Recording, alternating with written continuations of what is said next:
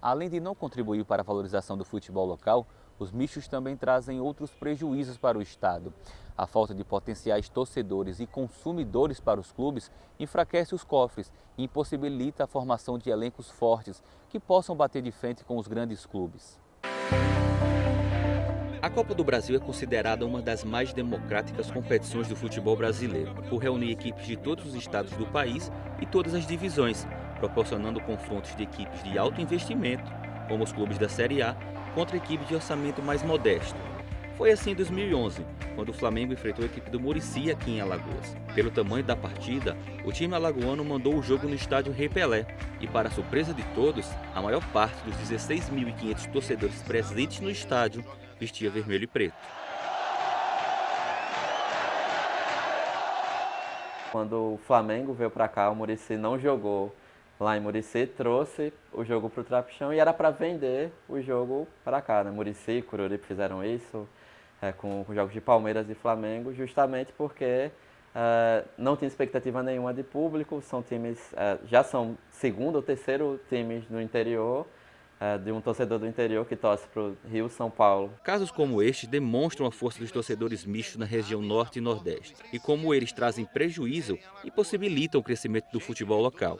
O time local ele não consegue investir na base, manter a base, não consegue fazer investimentos estruturais como a construção do próprio estádio, ele não consegue também atrair e pagar salários competitivos a nível nacional.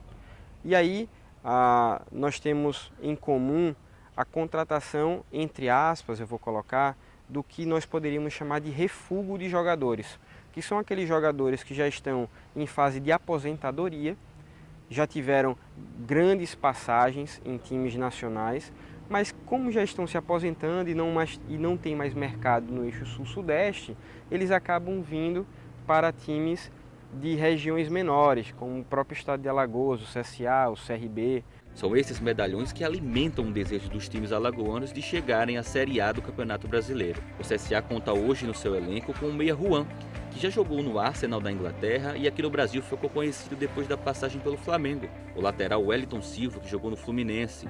E talvez o mais conhecido deles, o atacante Walter, com passagens pelo Porto de Portugal, Fluminense, Atlético Paranaense, Cruzeiro e outros clubes nacionais. Já o CRB conta com nomes como Neto Baiano, que já foi artilheiro do Brasileirão da Série A, e o alagoano Cleiton Xavier, que fez nome no Palmeiras de São Paulo. Outro que também fez nome no Palmeiras foi o meia Felipe Menezes, que hoje faz parte do elenco regatiano. Mas não é só o futebol que os mistos trazem prejuízos.